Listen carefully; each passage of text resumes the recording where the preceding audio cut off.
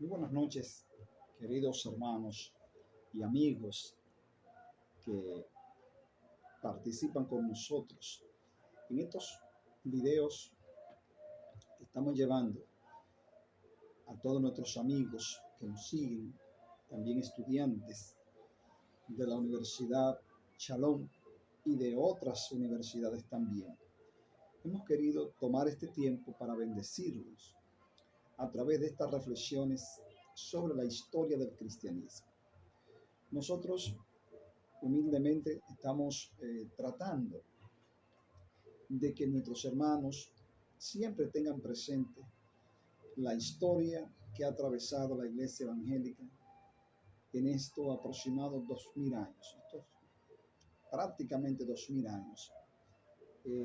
¿Cuál ha sido su trayectoria después que el Señor Jesucristo la fundó con el objetivo número uno de que las almas pudieran ser salvas y que el hombre pudiera acercarse a Dios?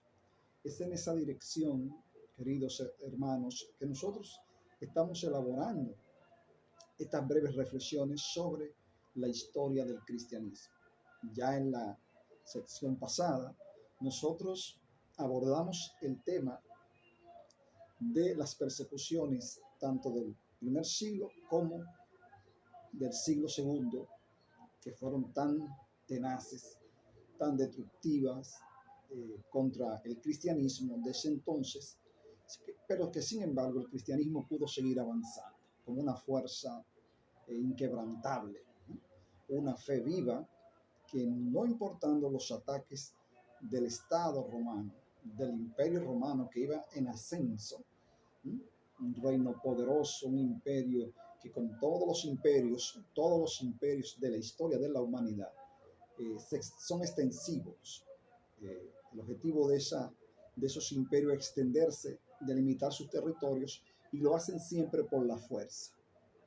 Si un imperio no tiene que ver si tiene que destruir una población de 20, 30 millones de personas.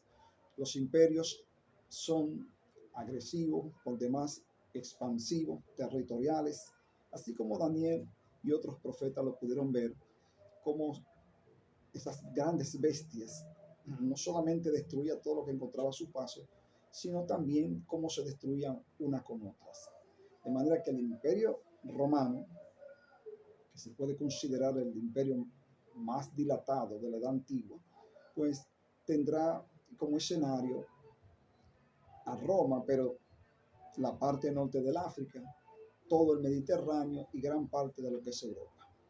De manera que eso es lo que nosotros queremos ver y reflexionar, cómo la iglesia pudo abrirse paso en medio de un imperio tan voraz, tan expansivo, cómo la iglesia pudo resistir durante estos 3 siglos.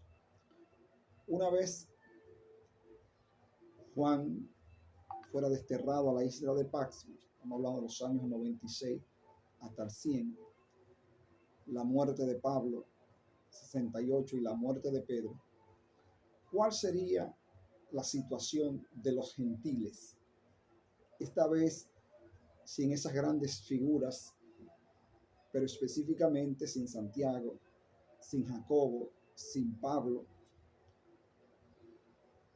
etcétera. Es decir, cómo la iglesia podría seguir marchando en ese sentido.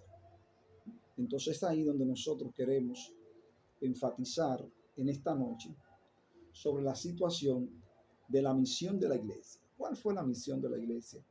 ¿Cómo la iglesia pudo sobrevivir sin sus principales líderes? Los líderes que por mucho tiempo le habían acompañado con sus cartas, con esas cartas tan motivadoras, ¿no? Entonces la iglesia tendrá que, en este caso, ya no tiene a los apóstoles, entonces será dirigida por los sustitutos de esos apóstoles. Entonces, hay una expresión que Pablo la utilizó bastante interesante, que es la expresión porque no me avergüenzo del evangelio. Si eso Pablo lo está explicando bastante bien, por qué no me avergüenzo, porque no me avergüenzo del Evangelio, porque es poder de Dios para salvación a todo aquel que cree, al judío en primer lugar y también al griego, según Romanos capítulo 1, verso 16. Los cristianos que en Hechos 6 se llaman griegos, aunque eran en realidad judíos, eran sin embargo judíos que sentían cierta simpatía hacia algunos elementos de la cultura griega. Estaban helenizados, como lo vimos en la sesión pasada. Hay todo un evento importante de muchos años. Esos judíos se han helenizado y comparten ya esa cultura griega. Entonces, no solamente tienen simpatía, sino que fue contra estos cristianos que primero se desató la persecución en Jerusalén, con esos cristianos griegos o judíos cristianos, ¿no? Que estaban en primera fila, ¿no? y que estaban de acuerdo con la predicación. Es contra ellos que se desata esa persecución y muchos de ellos son expansivos. Y esto se debía en parte a que debido a la llegada del mensaje cristiano, siempre esos judíos lo habían asimilado, lo habían, vamos a decir así, lo habían querido, ¿no? Pero cuando vamos a Hechos, capítulo 8, verso 1, estamos hablando de ese mundo gentil. ¿Qué será de ellos? Aunque el contexto en que lo estamos presentando, todavía Pablo existe, ¿no? Está vivo, ¿no? Entonces, según los Hechos capítulo 8, verso 1, esta primera dispersión de los cristianos tuvo lugar por la tierra de Judea y Samaria. Acerca de la iglesia en Judea tenemos algunas noticias cuando nos vamos a los Hechos capítulo 32, verso 2. Tenemos la iglesia que está vigente todavía, donde se nos cuenta la visita de Pedro a los cristianos de Lidia, en Jope, ¿no? Y todo lo que pasó en la iglesia con Cornelio y su familia. También los Hechos capítulo 8, versos 4-25 nos hablan de cómo la iglesia, cómo Felipe fue haciendo un trabajo extraordinario, hermanos, un trabajo extraordinario con el eunuco etíope, que su dirección, obviamente, era la dirección del África, ¿no? Y ya hablábamos de que el tiempo que tardó en evangelizar al eunuco, estamos hablando de 3 a 6 meses. Anteriormente nosotros pensábamos que el eunuco, inmediatamente Felipe le predicó, el eunuco aceptó al Señor e inmediatamente fue bautizado. Pero no fue así, no fue así. Ellos compartieron más de 3 meses donde Felipe le fue enseñando la palabra y explicándole el objetivo del Mesías, no solamente para el pueblo de Israel, sino para toda la humanidad. Entonces vemos ahí ya que esa parte de África o del norte del África podría hacer o podría comenzar a ser evangelizada. Obviamente se dice que hay registros o manuscritos antiguos en el África, y algunos decían hace un tiempo que era posible que el arca del pacto estuviera ahí, por la relación que tuvo Salomón en su gobierno, ¿no? Con muchas personas de esa zona. Pero eso está todavía en palabras. Lo que estamos hablando aquí es de la gentilidad. Entonces ya tenemos gentiles en la parte del norte del África, en el caso del que el eunuco etíope se haya dirigido, y creemos que tal vez fue así. Pero ya en el capítulo 9 de los Hechos, al describir la conversión de Saulo, importantísimo, da a entender que habían cristianos en Damasco. Cuando hablamos de Damasco, ya que ustedes han dado geografía del Antiguo y el Nuevo Testamento, sabemos que Damasco es la capital de Siria y la Siria está al norte de, de Israel, sí, del país, ¿no? La parte noreste eh, de Israel. Entonces, Saulo pernoctó por mucho tiempo en esa zona.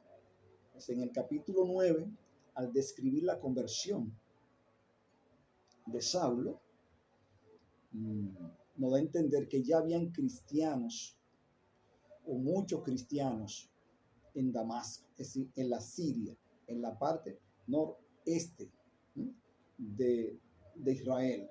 Ya habían cristianos.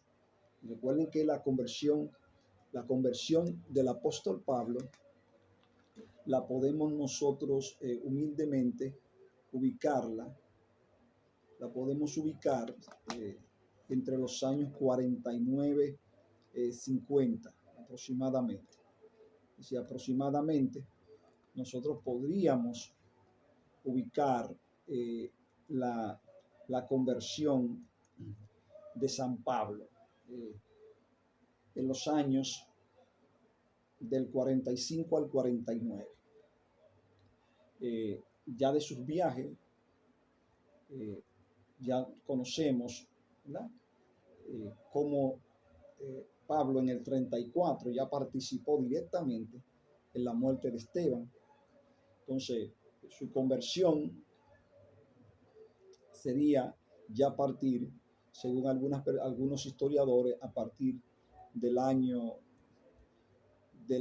49. Es decir, los viajes de San Pablo están aproximadamente entre el año 49 y el año 50. Entre el primer y el segundo viaje de San Pablo, todos sabemos que marchó a Jerusalén para asistir al llamado al Concilio de los Apóstoles.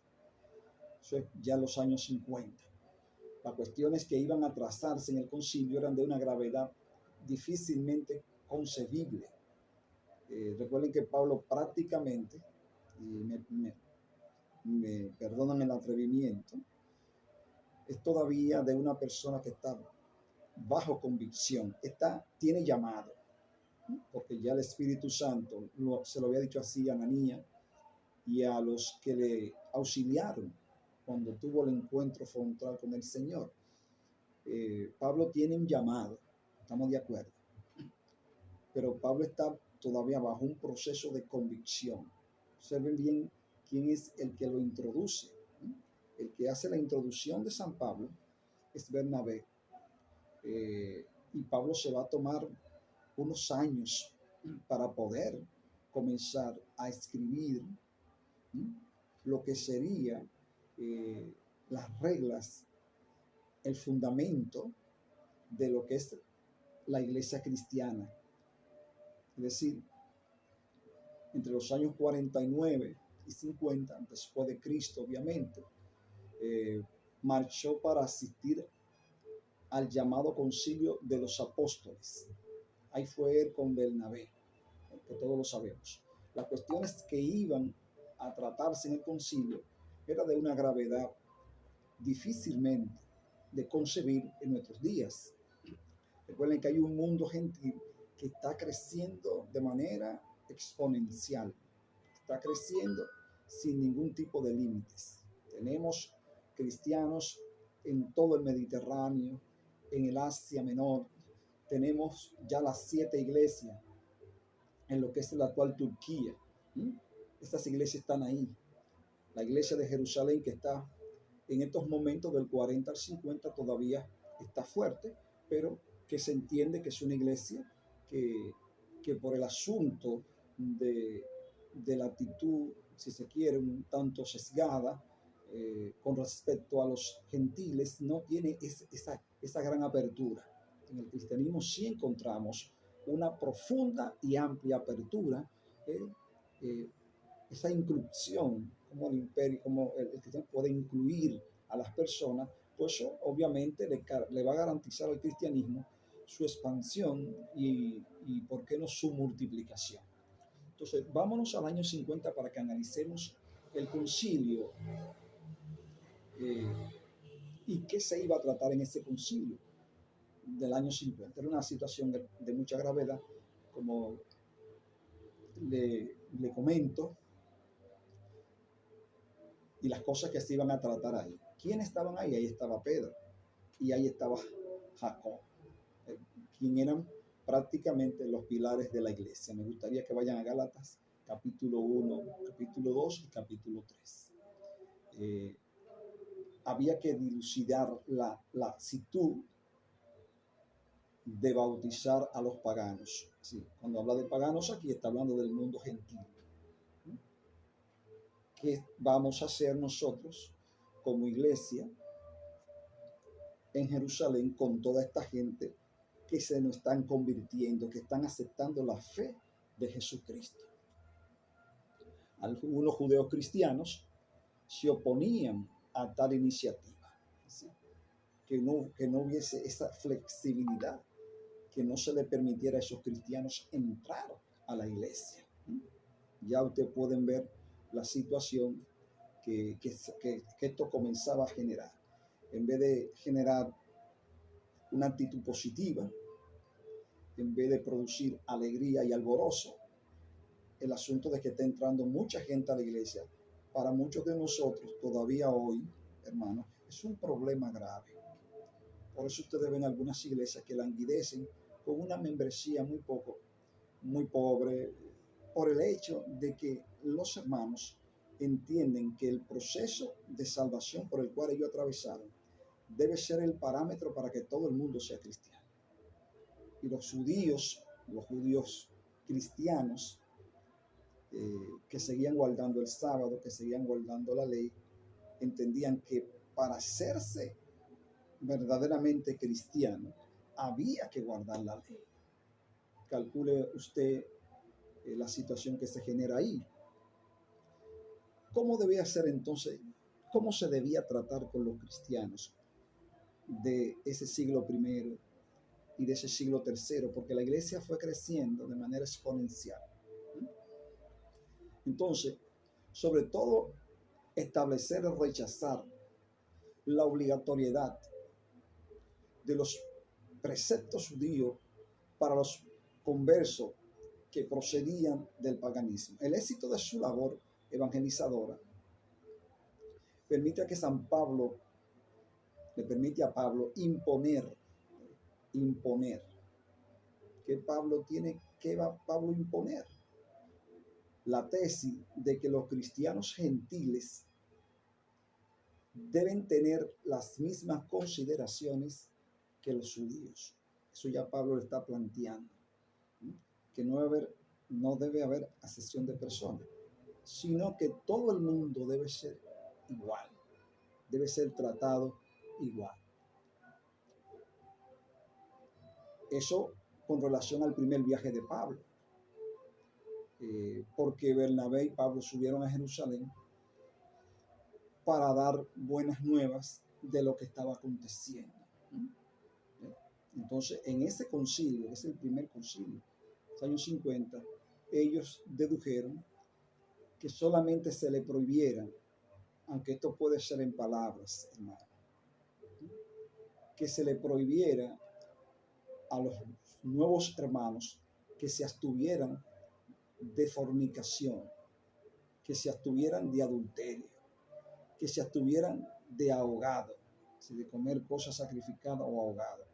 Esas son las limitaciones que se le están imponiendo, porque calcule usted imponerle a todas estas personas y a estas iglesias que están siendo edificadas todo lo que tiene que ver con la ley de Moisés, sabiendo ellos que Cristo murió para redimirlo. Por tanto, si guardamos la ley, dice Pablo, de la gracia habéis caído. Entonces, a esos gentiles no se les debe de inquietar.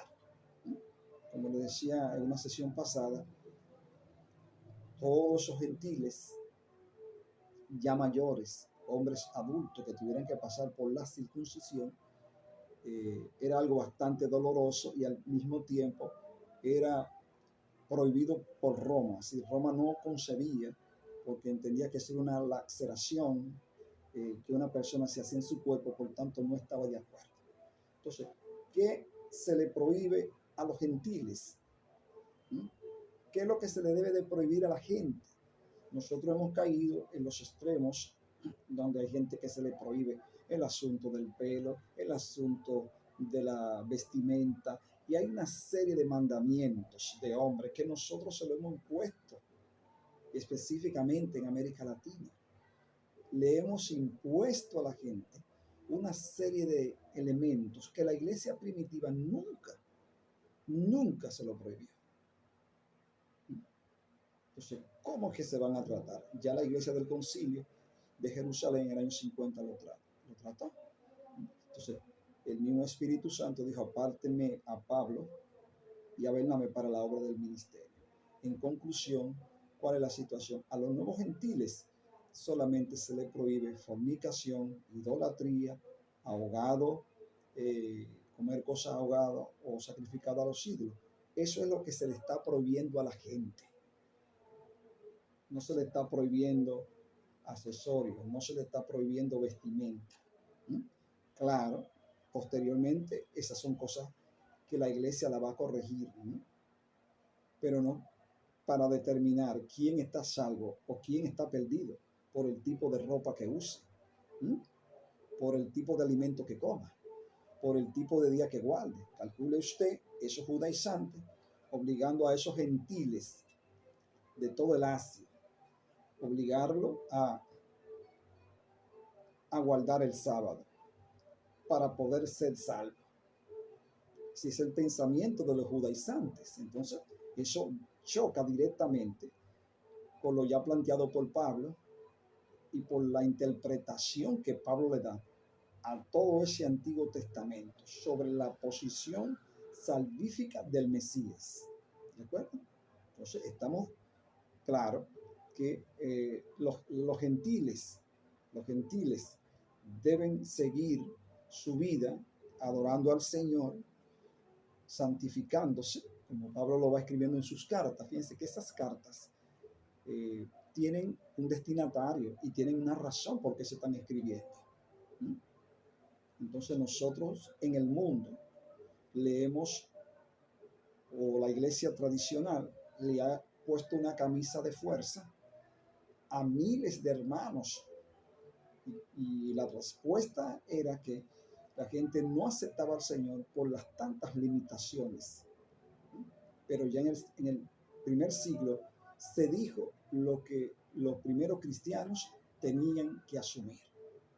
Entonces, vámonos al segundo viaje de Pablo. Estamos hablando de los años 50-53. La conversión de Pablo está del 35 al 40. Dice que Pablo comienza a viajar 10 años, 12 años después comienzan los viajes. Y aquí, en este viaje, encontramos la primera carta que él escribe, en el año 51, que se le escribe a los tesalonicenses.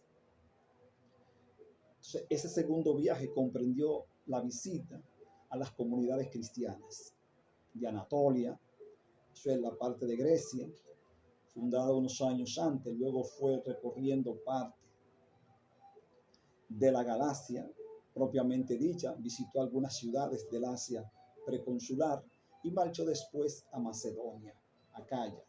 Toda esa zona, siglos antes, habían sido colonizadas por Alejandro Magno. De ahí la presencia de tantos gentiles, y de tantos gentiles que dominan y que conocen el griego. Pablo está escribiendo en griego. La mayoría de esos gentiles hablan griego. Es importante destacar, hermano, que esa es una iglesia bilingüe, es una iglesia que habla arameo, es una iglesia que te habla el hebreo, es una iglesia que te habla el griego.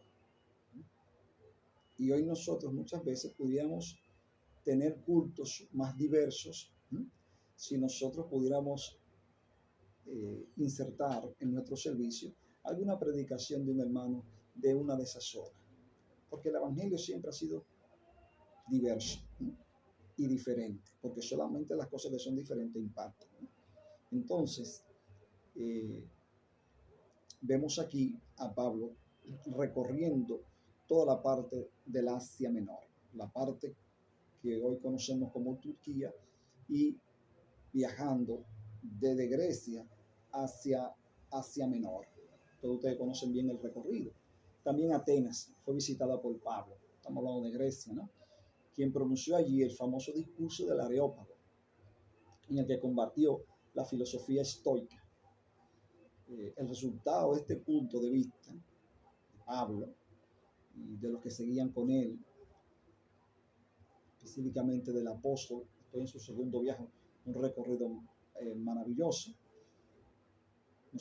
combate a la filosofía estoica, pronunció allí el gran discurso, ¿no?, del Areópago. El resultado desde el punto de vista evangelizador de San Pablo fue más bien exiguo, muy corto, durante su estancia en Corintio, donde obtuvo un contacto con el gobernador de la provincia Gallón, hermano de Séneca.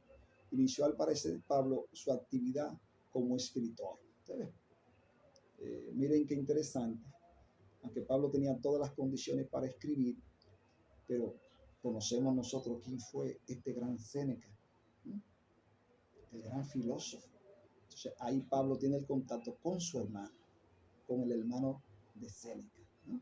Entonces ahí, según los estudios que hemos realizado, Pablo comienza o es estimulado a escribir, ¿no?, con este contacto de Gallón, hermano de Séneca, enviando las primeras y segunda epístolas a los tesalonicenses. Le escribe a la iglesia de Tesalonicenses. Ustedes saben que se ha discutido mucho, porque para algunos la primera carta de Pablo y la única es la segunda, ¿no? La primera carta que le escribe, algunos dicen que alguien le escribe el nombre de Pablo y que Pablo la refuta en su segunda carta. Amén. Entonces, ahí comienza a partir del año 51, el Pablo escritor, el Pablo que sabe que esas comunidades no solamente están siendo bombardeadas por el gnosticismo, están siendo perseguidas por el judaísmo de esos momentos, que interpretan que el cristianismo es una distorsión, ¿no?, o una secta del judaísmo. Entonces Pablo comienza con esas cartas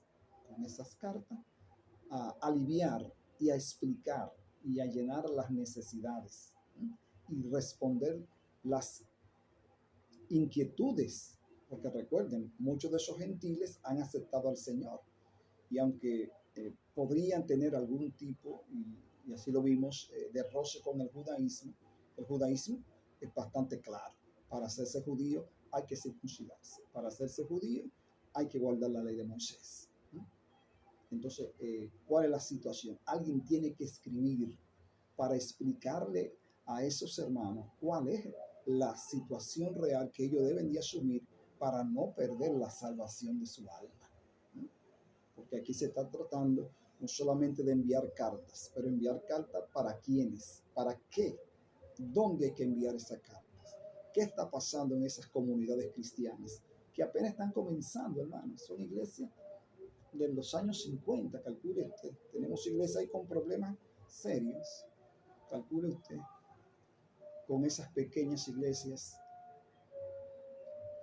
de la gentilidad. Entonces, la primera carta a los tesalonicenses, que ilustra a los fieles acerca de la perusia, de la segunda venida de Cristo. Eso es lo primero que Pablo trata de explicar, porque hay algunos hermanos de Tesalónica que piensan que la venida del Señor está al doblar de la esquina, ¿sí?, al doblar de la esquina. Y todos sabemos que de una manera u otra el Señor tenía propósitos con esta humanidad de este lado del mundo, porque para los seres humanos, para los cristianos, para los intelectuales, para los griegos, para los romanos, ¿cuáles eran las fronteras? ¿Qué era el mundo conocido del siglo I? El mundo conocido, ya lo hemos dicho, todo el Mediterráneo, en la parte norte del África, algunas partes, ¿sí? Europa hasta la Britania. Ese es el mundo. ¿Sí? No se conoce nada de América, por lo menos no hay registro. Se han encontrado hallazgos arqueológicos que demuestran que en América, ya en el año 1000 después de Cristo, hubieron asentamientos en la parte este de los Estados Unidos. Y recientemente, estudios arqueológicos en la zona de Samaná, República Dominicana, se han hecho estudios y se han encontrado hallazgos de hace 6000 años. Si Pablo no tuvo la oportunidad, o tal vez la visión, o Dios no se lo reveló, de que el mundo iba más allá, ¿sí?, de la Britania, que el mundo iba más allá de la parte del Mediterráneo, que en el lejano oriente estaba la India y la China superpoblada, y que en América existían también seres humanos que tenían que alcanzar la salvación. Pero tal vez Dios tenía estas zonas del planeta para que fuéramos nosotros, que los evangelizáramos hoy. Pero para Pablo ese es el mundo. Todavía para 1492, queridos hermanos. Recuerden que estamos en la historia del cristianismo y que estamos en el segundo viaje de Pablo, año 50, año 51. Todavía en Europa, en el siglo IV, se ignora todavía que existe Australia. Se desconoce la parte sur del África, es desconocida. Y ni mucho menos América. Este continente inmenso de 42 millones de kilómetros cuadrados, se desconoce que está lleno de población. Por lo menos no se ha encontrado nada escrito. Es Cristóforo Colombo, en 1492, o Cristóbal Colón, que da a conocer en Europa este gran acontecimiento. Y fíjense que murió en 1506 pensando que había llegado a la India. Sí, para Colón, la zona que él descubrió del Caribe y algunas zonas de Centroamérica eran parte de la India, pero qué distante estaba. Es decir, que había un desconocimiento total.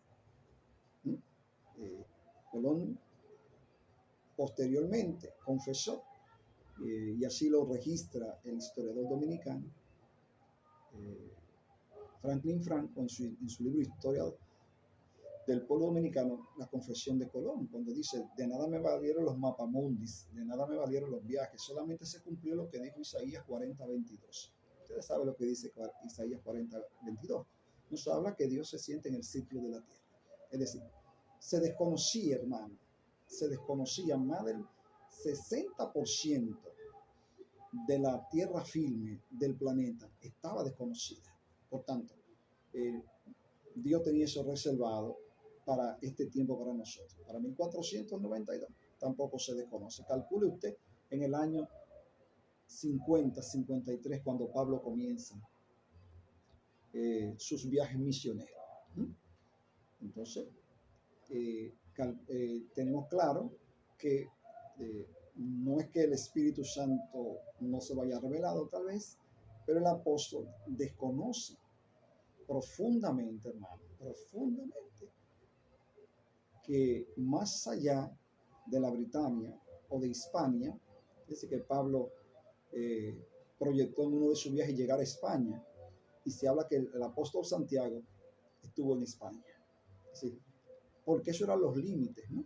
Si una vez llegábamos a esos límites, dice Pablo, bueno, ya este es el mundo, ya yo me fui al este, ya yo me fui a la zona de Turquía, ahora pienso llegar a España, voy a ir a Roma. Fíjense, esos son los límites, ¿no? Si usted ve los viajes de Pablo, que imagino que usted lo vio en geografía del Nuevo Testamento, ese es el entorno.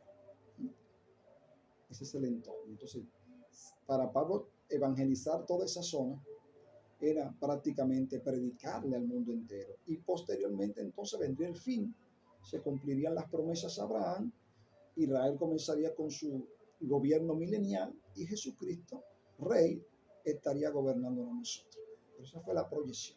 Posteriormente Pablo va a explicar a los tesalonicenses cuál es la situación, ¿no? Y cuando vemos a Pedro decir que para Dios un día es como 1000 años y 1000 años es como un día, algunos piensan que estamos cambiando el discurso. Así que la perusia, que es el punto fundamental de la primera y la segunda carta a los tesalonicenses, la perusia, la segunda venida del Señor o la regresía de Cristo como Rey, eh, debíamos nosotros esperar. Amén. Entonces, estamos en esos viajes que ya hemos visto. Entre el primer y el segundo viaje, San Pablo residió en algún tiempo en Antioquía. Es otro punto importante. Pablo tiene una zona donde pernotar. A veces me ha atrevido a decir que esa era su iglesia madre. Es ahí donde está Bernabé. Es ahí donde él comienza a escuchar y donde Dios comienza a revelarle. Recuerde que Pablo tuvo un discipulado con el Señor. Ese fue su maestro, porque él no anduvo con el Señor. No anduvo con el Señor. Entonces el Señor tuvo que discipular a Pablo, ¿no? Entonces vemos aquí en Antioquía, a Pablo siempre moverse, ir a Jerusalén y volver a la zona de Antioquía. Pero vamos a ver el tercer viaje misional de Pablo. Ya hemos visto del 49 al 50, el primero, del 51 al 53, su segundo viaje, y vamos a ver ahora su tercer viaje. Es el apóstol misionero. Fíjense los afanes de Pablo por ir estableciendo congregaciones, confirmando qué es lo que está moviendo a Pablo. Que Pablo está impregnado de la venida del Señor inminentemente. Y el mundo tiene que ser predicado. Si nos vamos a Lucas capítulo 16, del 14 en adelante, las últimas palabras del Señor a sus discípulos, apóstoles, es: vayan por todo el mundo y predíquenle a toda criatura. El que creyere y fuere bautizado será salvo, mas el que no creyere será condenado. Si vayan por todo el mundo. Pablo, impregnado de este sentir, emprende esos viajes, llevando la palabra, moviéndose en toda la zona. 4 viajes el apóstol Pablo predicando, sufriendo encarcelamiento, sufriendo hasta golpiza. ¿Por qué? ¿Por qué tiene que ser así? Y obviamente estando predicado delante de los reyes, como fue profetizado en el capítulo 9 de los Hechos de los Apóstoles. Así, está sufriendo. Aún en la cárcel, escribe cartas, responde. Y una vez liberado, se prepara para nuevas visitas, para nuevos viajes. Hay un celo extraordinario en Pablo de llevar el evangelio a aquellas zonas donde otros no han podido llegar. Entonces estamos aquí, hermanos, en su tercer viaje, en el año 53 al 54 y hasta el 58. Se inicia con la visita a las comunidades de Asia Menor, vuelve al Asia Menor, ¿no? Y continuó también en Macedonia y Acaya, donde San Pablo el apóstol estuvo 3 meses. Ahí se estaciona 3 meses, pero como centro principal fue escogida la gran ciudad de Éfeso. Éfeso es una ciudad riquísima, donde hay aceite, hermano, donde hay riquezas abundantes y donde hay también una idolatría extraordinaria. Allá se adora a la diosa Diana, reina de los Efesios. Es una provincia bastante próspera. Allí permaneció durante casi tres años,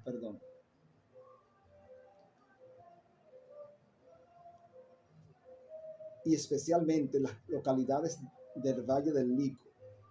Fue un apostolado muy provechoso, pero también lleno de fatigas para San Pablo.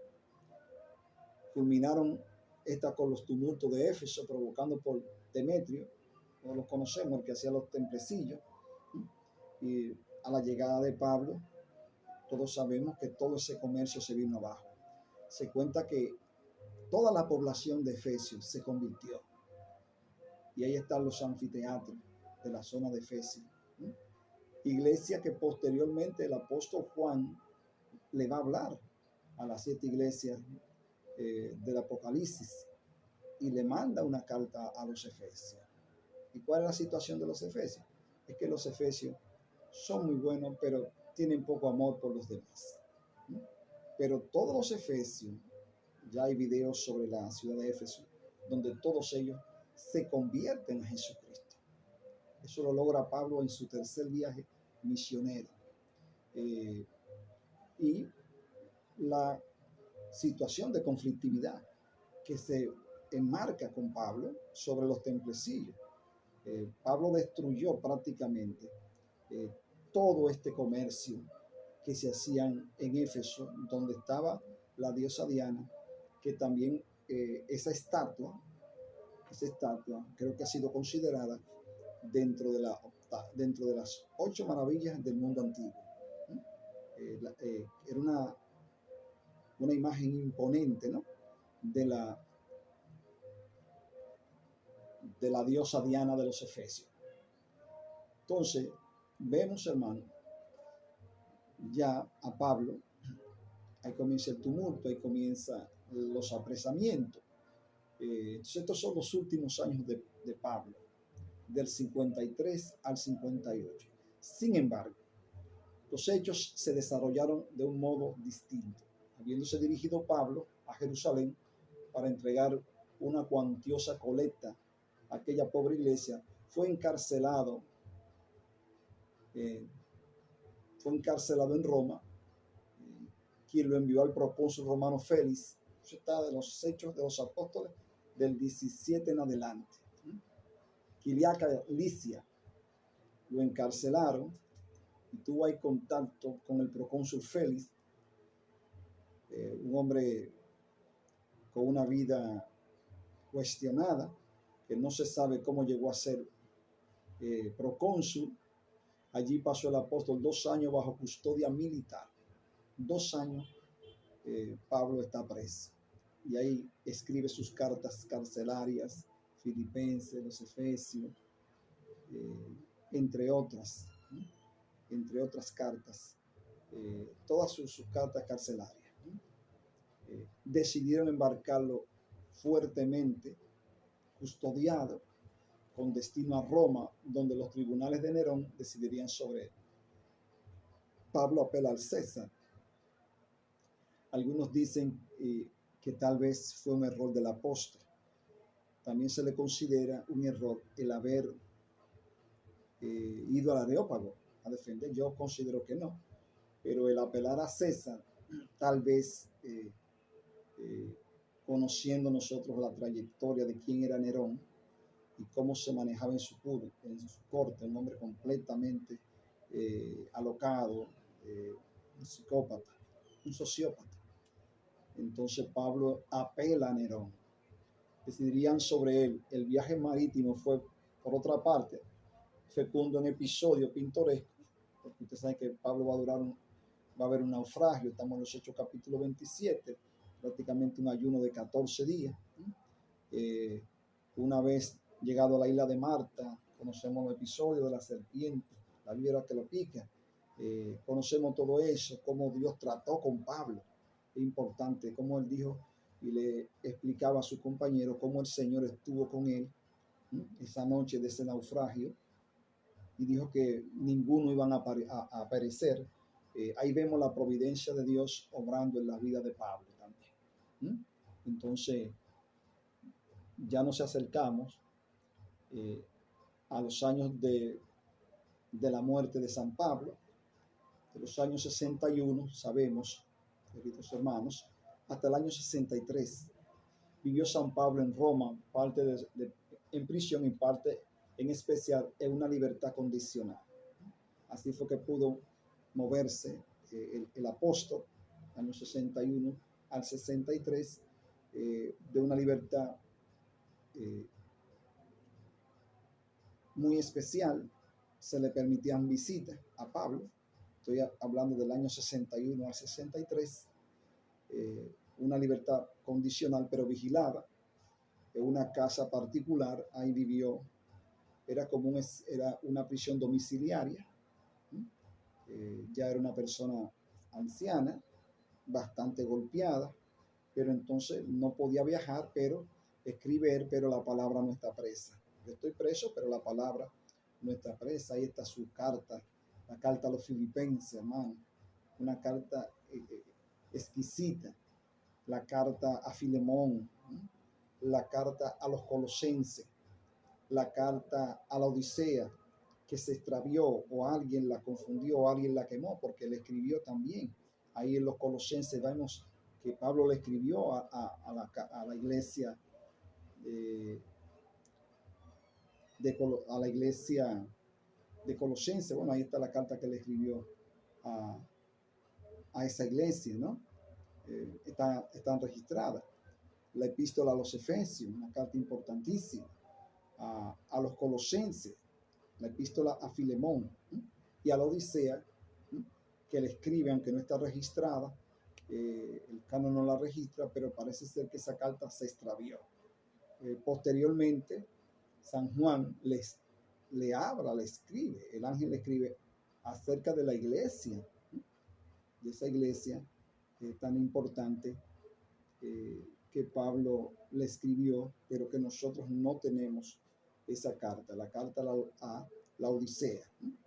Así que así vemos la carta que Pablo escribe estando en la prisión, la carta a los Efesios, la epístola a los Colosenses y epístola también a Filemón. En el año 66, cuando se encontraba probablemente en la estrada, San Pablo fue nuevamente detenido por denuncia de un falso hermano. Si se le daba a Pablo, se le dio la libertad. Estuvo preso del 61 al 63, pero en el 64 se le dio la libertad. Entonces, en el 66, cuando se encontraba probablemente en Letrade, San Pablo fue nuevamente detenido. Vaya usted a pensar. Fue detenido por denuncia de un falso hermano. Desde Roma escribió la más conmovedora de sus cartas, la segunda epístola a Timoteo, donde Pablo escribe cómo se le dejó solo, nadie estuvo en su defensa, como Demas lo abandonó. Es bastante dolorosa ver estas últimas cartas que se le escribe a Timoteo, en la que expresa su único deseo de sufrir por Cristo y dar junto a él su vida por la iglesia. Encerrado en horrenda cárcel, vivió los últimos meses de su existencia, iluminando solamente por esta esperanza sobrenatural. Se sintió humanamente abandonado por todos, en circunstancias en que han quedado bastante oscuras. Fue condenado a muerte según la tradición. Como era romano, no se podía crucificar, entonces optaron por decapitarlo. Fue decapitado de una manera terrible. Hay una tradición que la manejan muy bien los católicos, pero que también se conocen en la iglesia protestante. Es decir, que la forma en que murió Pablo decapitado, cuando el verdugo cercena su cuello, su cabeza dio tres piques. Y dice la tradición que ese tres piques produjo tres fuentes de agua. Es lo que dice la tradición, ¿no? Esto ocurrió probablemente en el año 67. Ahí termina la vida del apóstol Pablo, lejos de la carretera que conduce a Roma, en Ostia, según una traducción atendible, la abadía de las tres fontanas, así se le llama. Pablo a las tres fontanas ocupa exactamente el lugar donde fue decapitado, ¿no? Pablo las tres fontanas. o las tres fuentes de agua. Ahí termina la vida del apóstol San Pablo, quien no pudo o tal vez se quedó con el deseo de llevar esa ofrenda a Jerusalén. En su defensa no conocemos alguna fuente que nos diga que contó con el apoyo de algunos de los hermanos de Jerusalén, pero sí estaba ahí Timoteo y otros hermanos que eran en su mayoría judíos, cristianos o sencillamente gentiles. Los grupos gentiles también van a perder a Pedro en este caso.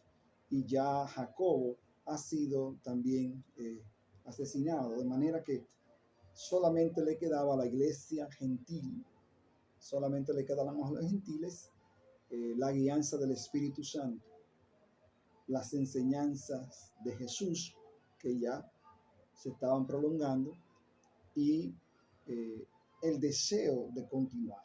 ¿Quiénes van a continuar estos trabajos de evangelismo?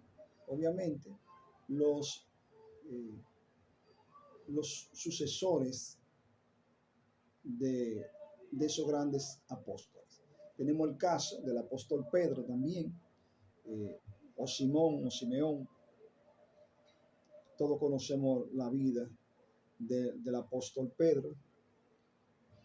En el año 66 también, en los últimos años de la vida de San Pedro, conocemos, están envueltos en la leyenda, pues solo puede construirse en la vida de San Pedro a partir de relatos muy posteriores. Fue detenido durante la persecución con Nerón en Roma, ya se lo hemos dicho, contra los cristianos, y murió crucificado. Una tradición poco contrastada sitúa su tumba en la colina Vaticano, lugar donde el emperador Constantino hizo levantar en el siglo IV la Basílica de San Pedro.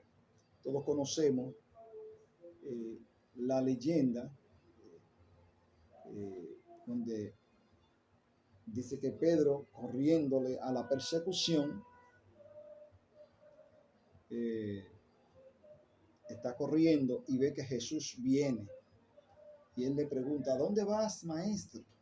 Entonces Pedro le dice, Jesús le dice, voy a Jerusalén para que me crucifiquen otra vez. Entonces eso llena, ¿verdad?, de profundo sentimiento a Pedro y decide entregarse, ¿no? La leyenda o la tradición del Quo Vadis Dominus, ¿a dónde va, Señor? Tradición católica, ¿no? Que Jesús se le aparece a Pedro en medio de la persecución y Pedro le dice, Señor, ¿a dónde vas? Y Jesús le responde, voy a Jerusalén a ser crucificado otra vez. Es ahí donde Pedro decide entregarse, pedirle ser crucificado con la cabeza hacia abajo y los pies hacia arriba para no ser crucificado como su Señor. Ya en el año 64, ustedes saben, se va a dar el gran incendio. En ese incendio que se produce, Nerón lo va a tomar como pretexto para perseguir a los cristianos, donde van a morir también, van a morir San Pablo y donde van a morir también, van a morir Pedro. En el año 70, y hablamos de eso, Jesús predice la destrucción del templo. En el año 70, me gustaría que usted vaya a Marcos capítulo 13, del 1 al 2, y Lucas 21, 56. Ya esos episodios lo hemos visto y Josefo nos lo cuenta bastante bien.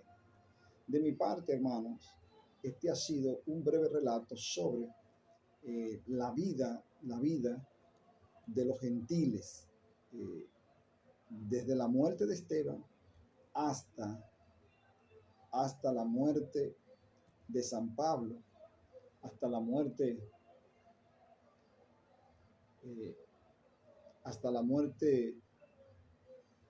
de Juan.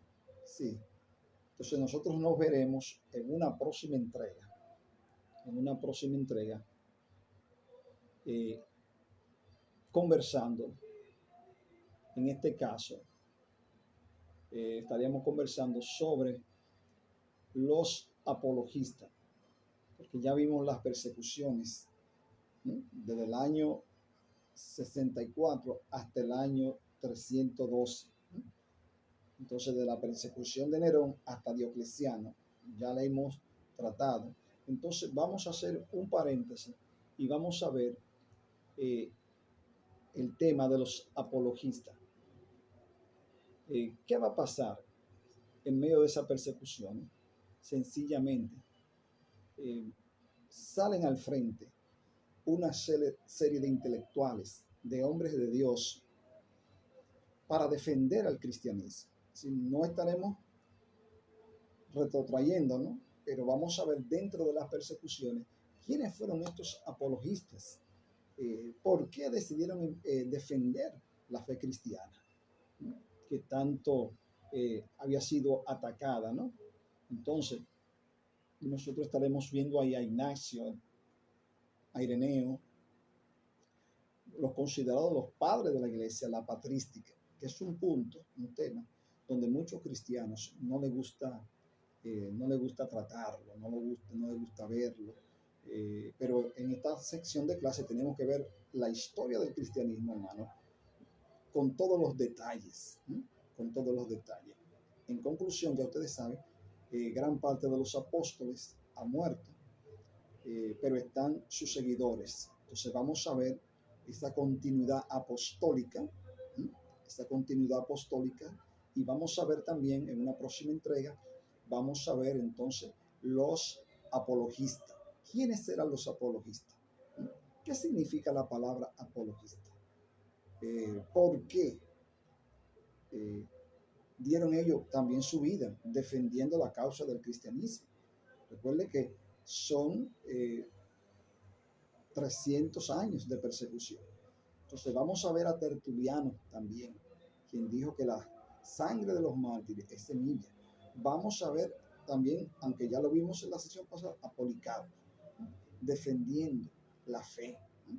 Entonces, ante esa actitud tan gallarda, tan frontal, es obvio que hay sectores que se van a sentir influenciados e impactados y van a comenzar a defender la fe cristiana. De mi parte, muchísimas gracias, queridos hermanos. Dios me le bendiga. Es mi oración, es mi deseo. Espero que nos podamos volver, nos podamos ver otra vez en una nueva sección. Dios le bendiga y Dios le guarde.